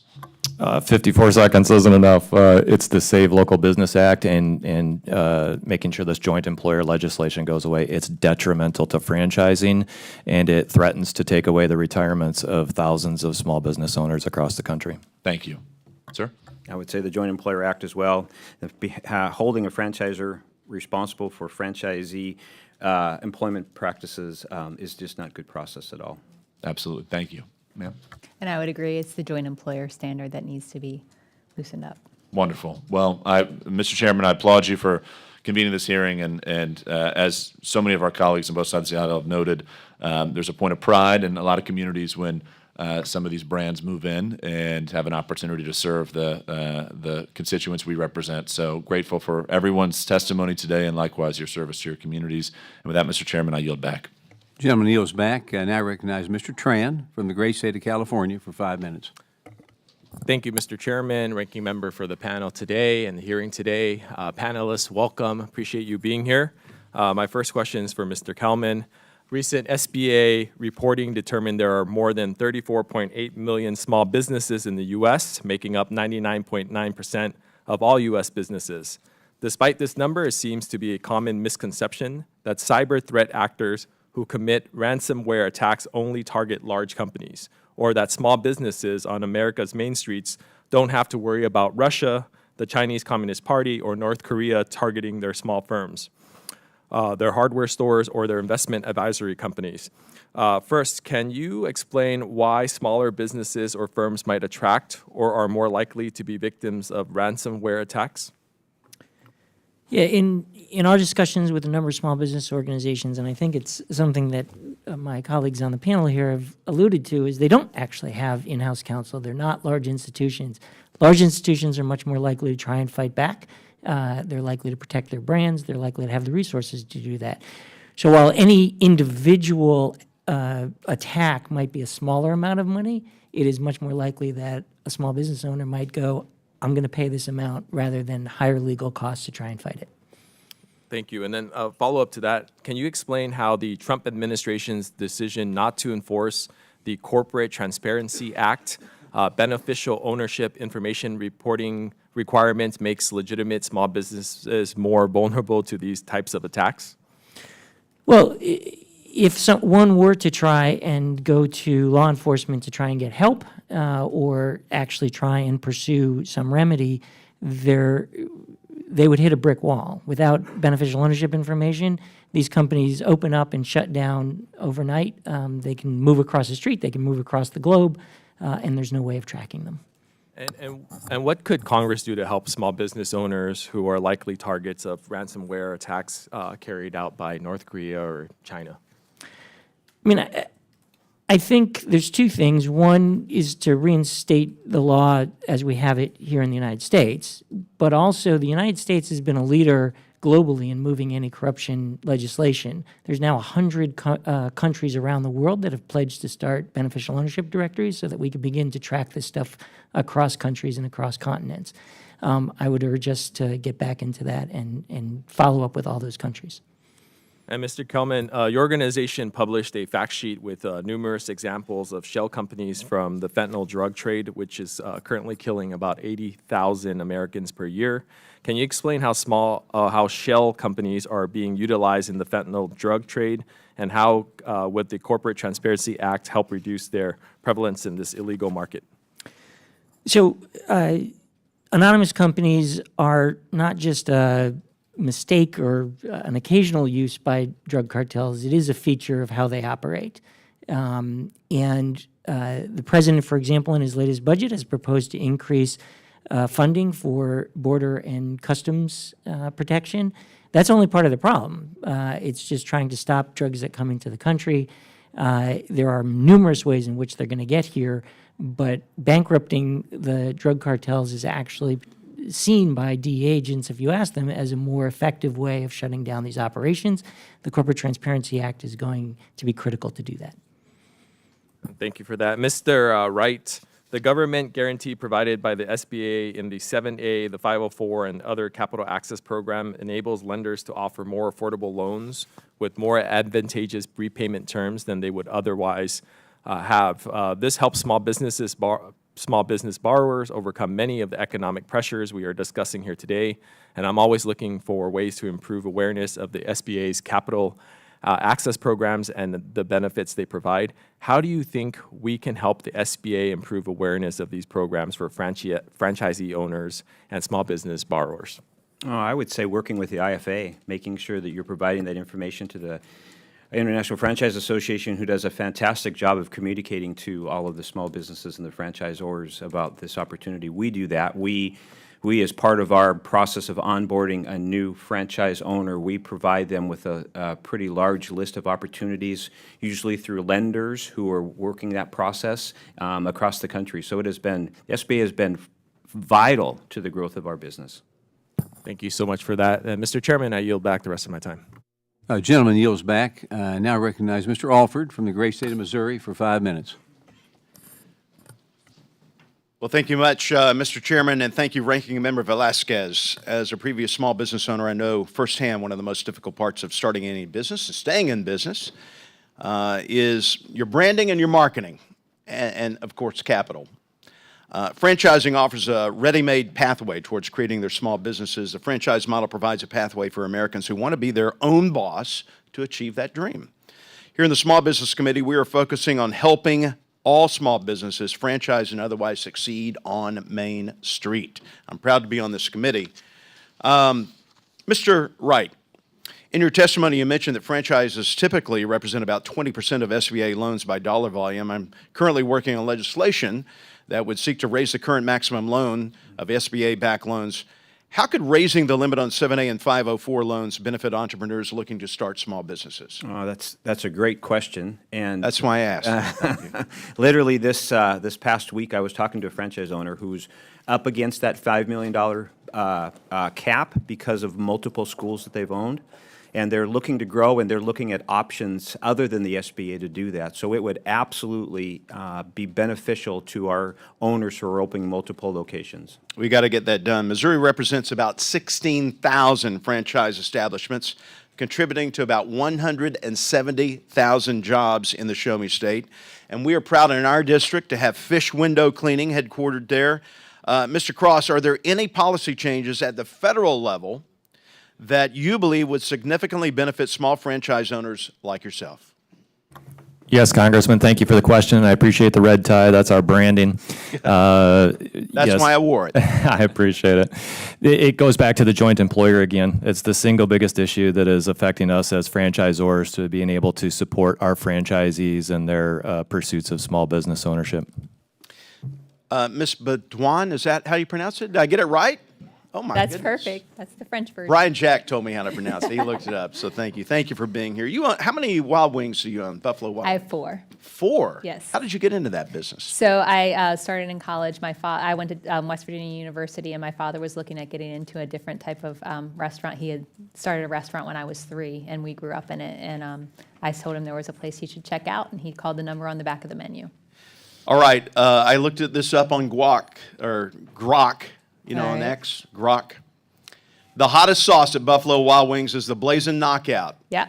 It's made with 9 of the spiciest peppers, including Devil's Breath, Carolina Reaper, Scorpion, Ghost, Habanero, red and green jalapenos, Chile de Arbol, and Cayenne. This sauce is so intense it comes with a warning for potential skin and eye irritation and is served with ice cream to cool the heat. It is designed for extreme spice lovers and significantly hotter than other sauces like Wild or Hot.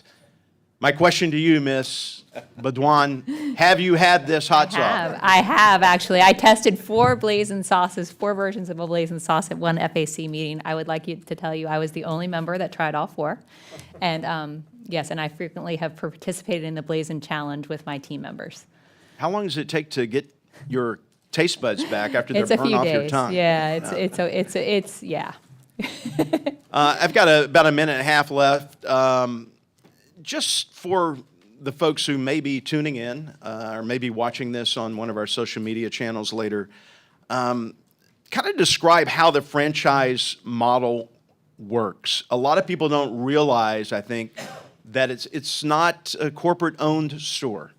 Correct. No, we are our own businesses. I wear many hats in my business. I coordinate the contractors and the architects when we build. I am the last one that checks payroll. I oversee our bookkeeper. I am head of HR. I am the operations manager. They report up to me. So I wear marketing, our local store marketing. I do have somebody that handles our local store marketing, but again, she reports up to me, and I handled that myself for many years. But that being said, we also have resources that we can draw on from the corporate office so that I don't have to reinvent the wheel. Thankfully, I don't have to do the menu development piece. I do set my own pricing. We've been very conservative in our pricing, which has led to increased sales the last few years. But we definitely run our own businesses. Well, to all the witnesses here today, thank you for coming here, as I like to say, on your own time and on your own dime. Your time is an investment in the future of what we do here, making Main Street great again under the leadership of Chairman Williams. So thank you so much. And with Thank that, you. Chairman, I yield back. Gentleman yields back. I now recognize Dr. Conaway from the great state of New Jersey for 5 minutes. Thank you, Mr. Chairman, and thank you, witnesses, for presenting yourself today to offer information on this important issue. Enacted in 2020, the Corporate Transparency Act increases transparency in business ownership in order to combat certain financial crimes like tax evasion, money laundering, terrorist financing, the trafficking in labor, and in the sex trade. These are important goals that protects our country, protects the interests of small business and individuals. The administration, however, last month, decided they would no longer enforce penalties and fines against domestic companies and individuals that intentionally, that's an important part of it, intentionally and willfully fail to complete their financial ownership information that involves a name, address, perhaps a driver's license. It takes 20 minutes to do, $85 to file, and you never have to do it again once done. I view this action as reckless, and I think I'm joined by many in this. And because I understand that the American people have an interest in preventing drug lords from flourishing and terrorists from gaining a foothold and basically attacking freedom, attacking our country. Can you, Mr. Kalman, speak to how these actions taken by the administration will weaken national security? Thank you for the question. There are numerous examples of bad actors and U.S. adversaries setting up companies in the United States to exploit our financial system, whether that be Chinese companies setting up in California to access and purchase or get their hands on sensitive information from our Defense Department. There was actually a Defense Department contract at one point in Afghanistan that in which a U.S. company was getting funding through the Defense Department to provide services to the troops. That company was secretly had ties to the Taliban. We were literally giving money to the people who were shooting at our troops. These are the kinds of horrific stories that we want to make sure we're doing everything in our power to counter. Thank you for that. We have there have been a lot of concerns raised about the burden of complying with this law, and there have been. It took 10 years for this law to be passed. There were a lot of interest groups and law enforcement agencies who were involved in its passage. Good government people concerned about national security. Can you put more clothes on the coalition that came together to get this law passed? Yeah, I actually put this together because I often get asked this question. So if you don't mind, I'm just going to quickly read that the coalition included police, chiefs of police, sheriffs, prosecutors, national security experts, anti-human trafficking organizations, faith-based networks, business trade associations, banks, real estate associations, consumer and housing advocates, accountable governance organizations, and scholars at both conservative and liberal-leaning think tanks. It was a wide coalition. Broad coalition, and that, I think, is a testimony to how to the strength of the desire to get this bill passed, and to bring security to the American people and to protect small businesses from attack by these foreign corporations. And indeed, in this climate of increased tariffs, broad-based tariffs, people who can go unidentified will make domestic shell companies here in order to get around the tariffs and confound the administration's desire to collect these tariffs and then pass it along to the wealthiest in our country. I met with small businesses in my district a couple of weeks ago to talk about tariffs and the impact on small businesses, this sort of whirly-bird back and forth and uncertainty. I heard repeatedly from car dealers and people involved in selling all sorts of items, insurance brokers and the like, about how these are raising costs. Many small businesses make their products from items purchase overseas and also sell overseas. So they get hit coming and going, and of course the consumer pays for all of this. Can you comment on how the CTA helps with the tariff problem that so many of us are facing? I don't know if you can answer that, no? Thank you, Mr. Time is up. I now recognize Mr. Petronas from Florida for, great state of Florida, for 5 minutes. Thank you, Mr. Chairman. I gotta admit, I was really excited when you had a restaurateur come by.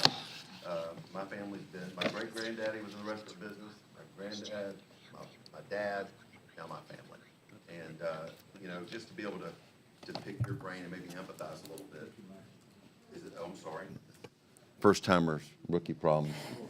Horrible, no excuse. Doesn't my clock start over? Nobody heard what I was saying. Thank you, sir.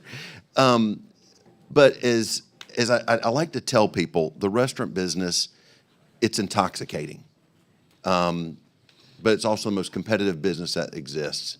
People could go anywhere for their birthday, their anniversary, maybe in your case, to watch a playoff game. And what you have to do to ensure your product is always on the mark in order to get that consistent return customer. And I struggle sometimes, and I think about the days of pre-COVID and how it seems like life was so much better back then, and then how the workforce has changed so dramatically since then. But then I want to get you to elaborate on specifically because the competitive nature of your industry and what you've dealt with in your family's evolution. How much help did you get from the government when you decided to open up your first restaurant? Our first restaurant, none. Yeah, you know, and I mean, you took that risk. My father did. My father, Yeah. he financed it. I mean, after 30 years of working in the restaurant business, he saved every penny he had. We rarely went on vacation. Well, we went on one vacation a year to the beach, and the restaurant closed that week. But yeah, so he funded our first restaurant. Yeah, I relate. Our restaurant would close in the month of December, and that's when Dad would take us on our trip. Yep. And all of the hundreds of jobs that you've created, the families that you've put to work, any assistance from the government in any way, shape, or form? I mean, through COVID with PPP and PPP. RRF, yes. Otherwise, no. Yeah. What are some of if you had a magic wand and say, you know what, if I could change this one element, and I don't care if it's state, local, or government, what would make your life easier when it comes to growing your business? I think it's two things, actually. I think it is access to capital without having to personally guarantee it. That's a burden that my father takes on, and I'm grateful for. But also, I think it's the amount of administrative duties and the constant, I feel like I constantly wear a cloud over my head of what am I missing, or what am I forgetting, and what are the penalties going to be if I check the wrong box on a form, honestly, when it comes to government regulation. And do you ever look around at other businesses and get envious of assistance they may receive in comparison to what you're eligible for? I think I focus on my restaurants There you and go. just on my road. Yeah. The restaurant business, I tell people, and I would tell them all the time, look, if you don't take care of the customer, somebody else will. Correct. But when you get into government, it's hard to have that type of attitude. So I've always been in front of my coworkers and my employees, and anywhere I've been in government, my attitude's always been, if you don't take care of the customer, I'm going to find somebody else that will. And it's a culture that doesn't happen overnight. But you know, you build out a team, and as all these members up here, they have, you know, the teams they lead are trying to be responsive to our constituents. But I tell them, you still have to hold us accountable, you know, and what else can we do? And I mean, just hearing your concerns about access to capital, to be able to grow the business, to be able to make that risk. You've got a proven track record. It's obviously you know what you're doing. Otherwise, you wouldn't continue to expand the way you have. What about in supply chains? Supply chains have got, again, if I did not have a franchisor, I don't know what we would have done through COVID. There was a point where we had no wings. That has gotten drastically better. But as a small business owner, if it weren't for the franchisor, we would not have been able to survive. Well, congratulations on getting your daughter into the business. Thank you. So my dad had 4 boys. My 3 brothers are still there. I'm the baby of the four, and up until 2017, my brothers still do. They clock in and clock out every day. If you want a paycheck, you're taking care of the customers. So anyway, it's just a real treat to have you come up and give some reality to this group. I appreciate you guys having us. Thank you. Gentleman yields back. I now recognize Ms. Simon from the great state of California for 5 minutes. Thank you all so much. And this has been a great panel. To the gentlewoman who came in, I'm thinking about you. My daughter got married a year and a half ago, and you will be employing a lot of small businesses to make that wedding go. I am telling you, from the flowers to the bar to the tablecloths, you all are providing such an incredible service in community.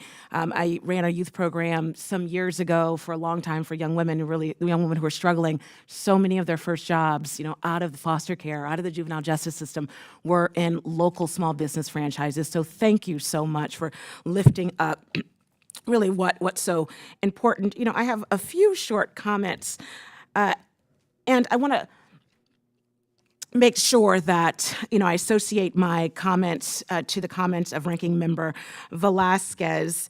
Although I was not in Congress when the Corporate Transparency Act was passed, I understand and agree with Mr. Kalman and your remarks earlier this hearing. Mr. Kalman, I was extremely concerned listening to your testimony about the potential consequences of rolling back the law, and I'm committed to working with this committee and, again, our partners on the ground and communities to making sure that we get it right.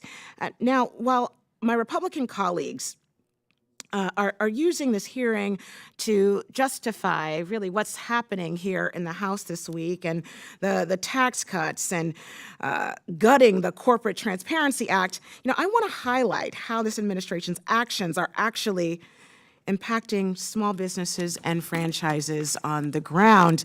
Unlike big companies, small businesses and franchises can't absorb these costs. Restructuring supply chains and the lobby for exclusions. When shipments are delayed or prices soar, like they are right now in many communities, small businesses are the first to feel the brunt and the pain because their margins are much smaller. In my district at the Port of Oakland, we saw shippers rush cargo through in April before the tariffs took effect. And these port sellers, they're now experts. These experts are expecting 20% fewer ships to call into the port in June. This is a catastrophe. That translates to fewer outbound vessels for exports and higher cost for imports. This will certainly hit small businesses the hardest, as they won't be able to win the bidding war for container space against multinationals. Now, I have a question for one of our witnesses, but I do want to say, in meeting with so many franchise owners and so many small business owners in my district, we know that approximately in this country, 30% of the employees that are employed by franchises, food service workers, and et cetera, they're able to access Medicaid. Many of them are half-time workers.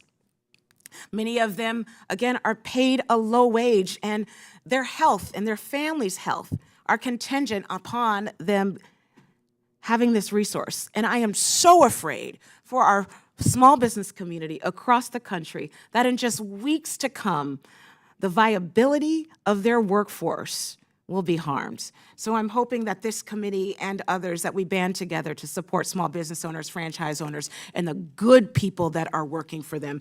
I do have a quick question. And actually, our ranking member, she lifted up and talked about an article before I go further, the Chinese exporters, the Financial Times article. I would encourage us all to read that article so that we know what's at stake. And in my short question, Mr. Kalman, would you quickly explain how U.S. law enforcement would identify shell companies, we talked about these before, in the wake of the Trump administration's decision not to enforce the Corporate Transparency Act's beneficial ownership registration requirement? It will make it very difficult. I mean, we have the experience prior to the Corporate Transparency Act being passed of law enforcement running into a brick wall. It is the reason that they all rallied around this bill for 10 years and worked with us to get it passed. So I think we will return to a time where it's very difficult. Thank you very much. And I will yield back. Before I go, would anyone like my time? I have 32 seconds. All right, there you go. Thank you, Mr. Chairman.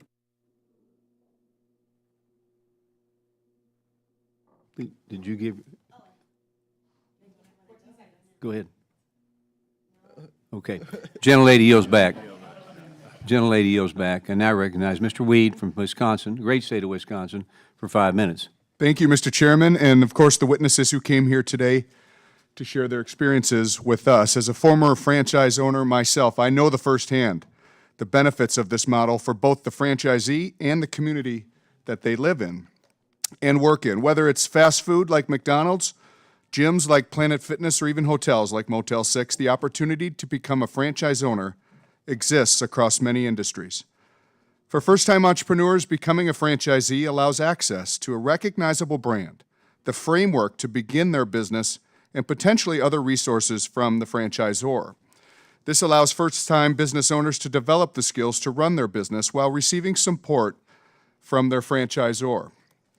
This type of increased support makes the American dream more possible for thousands of Americans across this great country. The most important point I make is that franchises are small businesses, and they should be treated as such. However, Biden-era policies such as beneficial ownership information requirements and the joint employer rule, as well as other state laws that misinterpret the relationship between franchisees and their franchisors, actively hurt these small businesses. My Republican colleagues and I are committed to advocating for franchise owners and their businesses just like any other small business. Mr. Cross, fish window cleaning. I love good clean windows. Definitely love that on my businesses and at home. But as you know, maintaining and replacing equipment can be very costly for a small business. How would the reinstatement of 100% bonus depreciation under Section 168, the K, allow you to reinvest in your small business? Yeah, great question, and thank you. And yes, everybody loves clean windows. It keeps us in business, Congressman. For me particularly, again, it goes back to vans, additional equipment are the primary ways that additional, the depreciation expense would help me there. Great. Purchasing more vans. Yeah, absolutely. So Mrs. Beaudoin of Buffalo Wild Wings, which is obviously amazing. My kids love it as well. We have it often. There are many examples of laws across our country that treat franchisees as part of their franchisor. How do these laws negatively impact the owner of a franchise like you? Yeah, as I spoke earlier, it's really under our human resources policies, so we have to employ outside counsel for our handbooks and for our workplace safety training, for sexual harassment training. The franchisor can't give us any feedback on that. If we have even a brand damaging issue that is caused by one of our team members, we really have to handle that and kind of navigate it with a really light touch from the franchisor. Also, what impact do higher minimum wage laws for franchisees have on, like businesses and especially in the rural areas? Yeah, it's interesting. So I'm in the panhandle of West Virginia. I'm on the 81 corridor, so you can get to 3 states in about 45 minutes there. And so I'm in Virginia, West Virginia, and Maryland. We have a really hard time hiring in the panhandle with the lower minimum wage, even though our starting wage is higher than the other 2 states, just because it's the other 2 states have a higher minimum wage, but at my back of house kitchen wage is actually lower in those states because there's a perceived, there's a perception that they're going to get paid more, but I'm trying to attract workers in the lower minimum wage state. So really, I'm paying more in the state with a lower minimum wage. Well, thank you all for all that you do. You're the heart of America, the small businesses, and you are Main Street. So appreciate that, and thank you all for being here today. I yield back. Gentleman yields back. I now recognize Ms. Goodlander from the great state of New Hampshire for 5 minutes. Thank you, Mr. Chairman, and thank you to our witnesses for being here today. I really appreciate your testimony, especially tracing the roots and the history of the franchise model. It's a deeply American idea. The word I learned recently, franchise, comes from a French word. But it's an American idea at bottom. But the French word it comes from basically means to make free. And I come from the live free or die state, and our state really does have a long history with franchising and the franchise model. We call Bill Rosenberg one of our own, and Bill Rosenberg, of course, the founder of Dunkin' Donuts. I'm very upset to learn that Dunkin' Donuts is going to be leaving the Longmorth House office building. I learned that this morning. we'll try to fight that. But he helped to actually bring about the International Franchise Association, and he left a long legacy in New Hampshire. We're also home to the McDonald's brothers.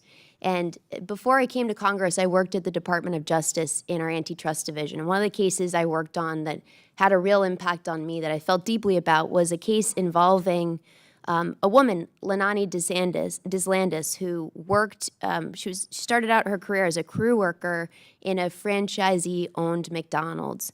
She was making $7 an hour. She worked really hard.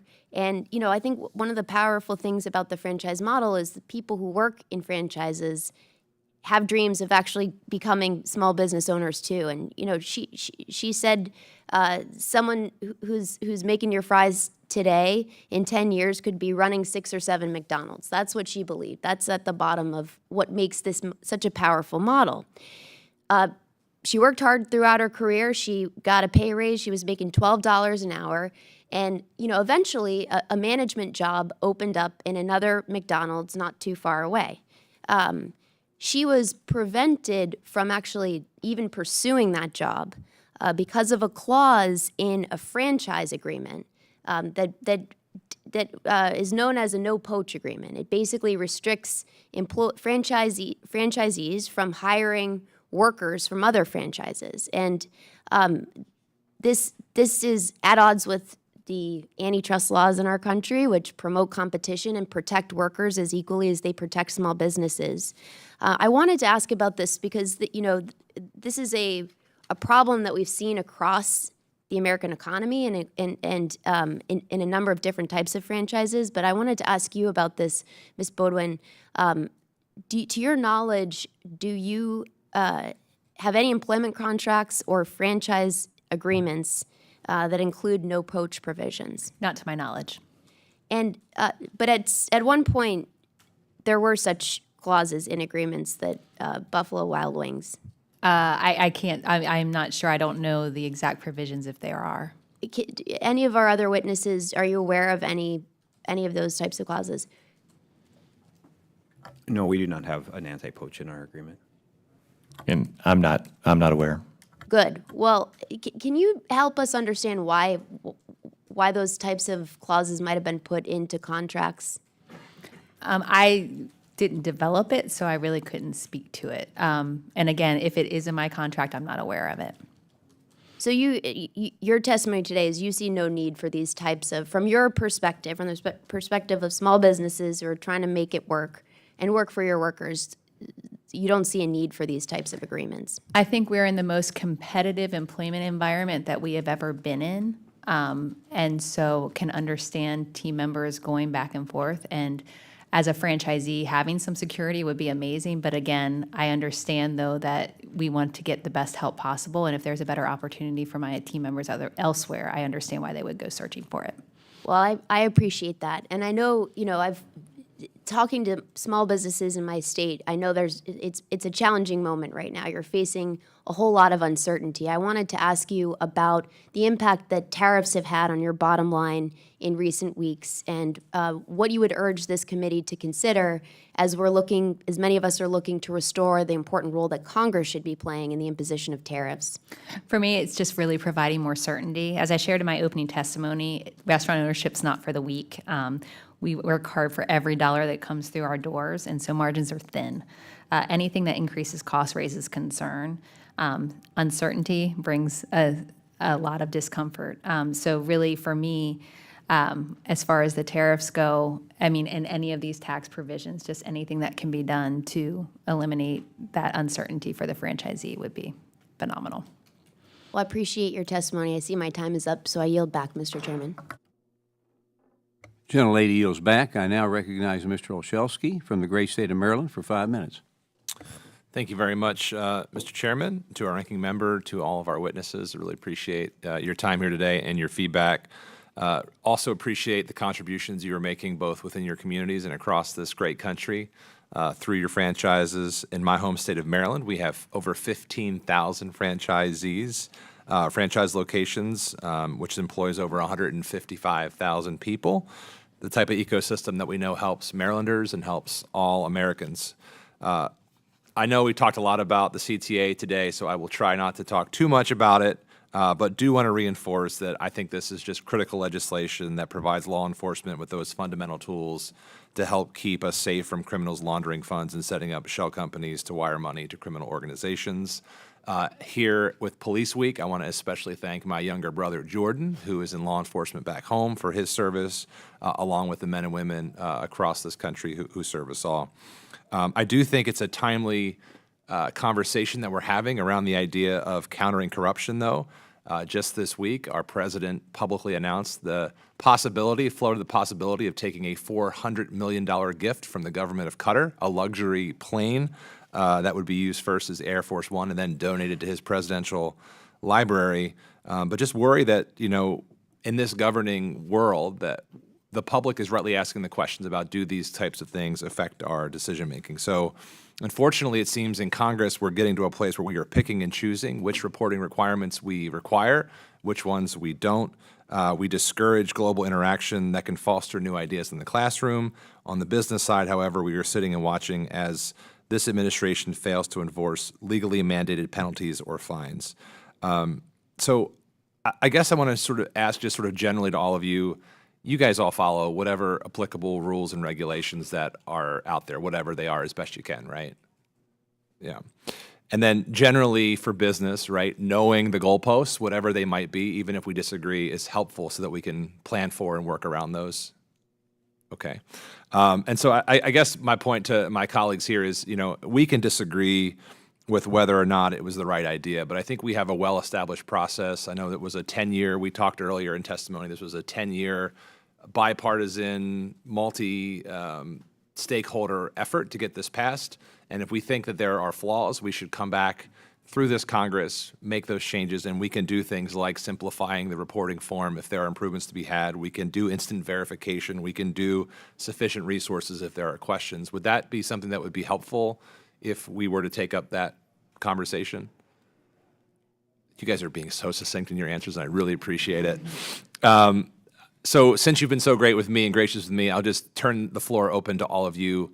In addition to following the process so that we can address this issue, both fighting crime but also being good partners to our small business leaders, is there anything new that we should be thinking about that would best help you create more franchises across this country? Anything new that we should be thinking about?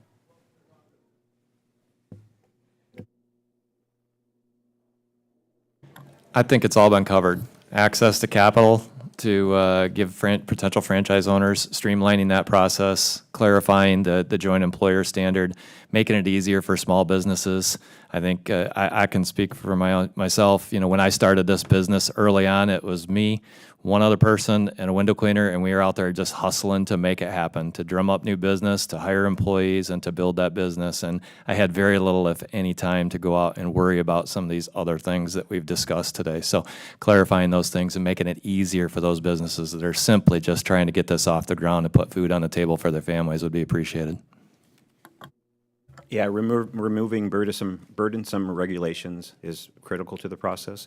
So we've talked a lot this morning about the joint employer, but I'd also add that the tax policies that are being reviewed right now are also critical to the growth of the franchise committee. Yeah, I would agree. It's the tax policies, and also one that we've talked about but haven't really talked about thoroughly is the increased estate tax as well, in addition to the 199A and the EBITDA standard. And then just really, I appreciate Mr. Kalman explaining the difference between willful negligence. That being said, that's not true of all the provisions that franchisors and small businesses face. So it's really what we don't know as far as some of these things that come along administratively. Very quickly, I just want to reiterate that if there are improvements to streamline the system for small business, we would be first in line to join that process. Here, here, me too. Thank you all again so much for your time. I yield back. Gentleman yields back, and I want to thank the witnesses today for your testimony and for your appearing before us. And without objection, members have 5 legislative days to submit additional materials and written questions for the witnesses to the chair, which will be forwarded to the witnesses. So I want to ask the witnesses to please respond promptly. If there's no further business, again, I want to thank all of you. Did a great job today. It's a great hearing. I think you see we've got a really good committee here representing you here in Washington. So with that, done. Thank you.